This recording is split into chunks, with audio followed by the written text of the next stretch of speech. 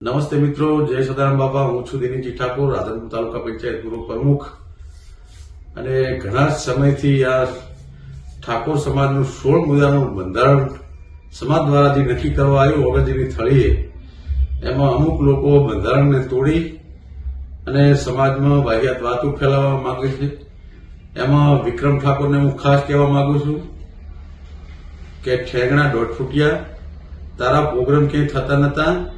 ઠાકોર સમાજે અને ઠાકોર સેનાએ સમર્થન આલીને તેના પ્રોગ્રામ કે મહેસાણાથી આ બાજુ તું પ્રોગ્રામ લેવા તૈયાર નતો પહેલા, બરાબર?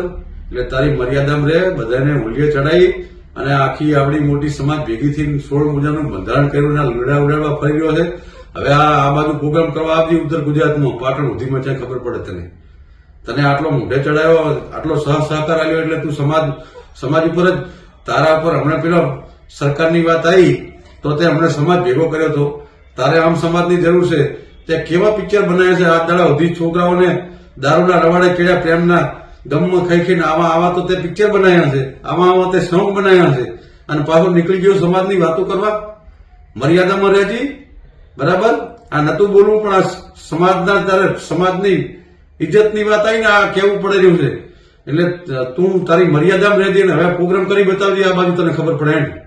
જય માતાજી. સમાજના લોકોને બે હાથ જોડીને વિનંતી કરું છું, બરાબર? બીજા કોઈનો અમારે કોઈ વિરોધ નથી, પણ જે સમાજના બંધારણને તોડવા નીકળ્યા છે ને એમનો અમને પૂરેપૂરો આ નતું કે હું ગળે આવી ગયું, આટલે આવ્યું તો આટલું કહું છું, કાન ખોલીને સાંભળી લીધું. ધંધા એવું નથી અમે ઈચ્છતા કે તમારા ધંધા રોજગાર છીનવાઈ જાય, એવું જરૂરી નથી કે ઠાકોર સમાજને તમે આ ઠાકોર સમાજ જમીનો અત્યારે 90% ઠાકોરની જમીનો જતી રહી છે, ખબર પડે કઈ નીકળી જશો. જય માતાજી. બસ સમાજને આટલો સંદેશો આપવાનો હતો.